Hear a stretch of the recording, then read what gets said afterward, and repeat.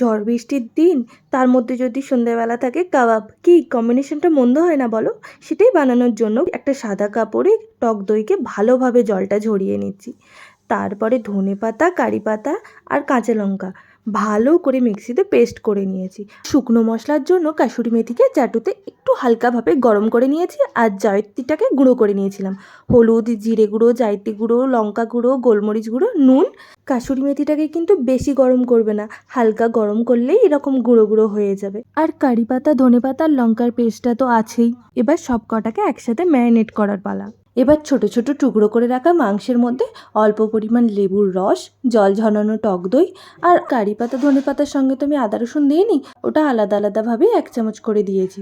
তোমরা চাইলে একসঙ্গে পেস্ট করে নিতে পারো। এবার সবকটা উপকরণকে ভালো করে মাখিয়ে 1 ঘন্টার জন্য রেস্টে দিতে হবে। যাদের যাদের বাড়িতে আমার মতন বাম্বু স্টিক নেই, তারা কিন্তু এই ট্রিকটা কাজে লাগাতে পারো। উল্কাটা তো আছে নাকি, সেই উল্কাটাকে চাটুর মাপে বাঁকিয়ে বাঁকিয়ে নাও, ব্যাস খরচা বেঁচে গেল।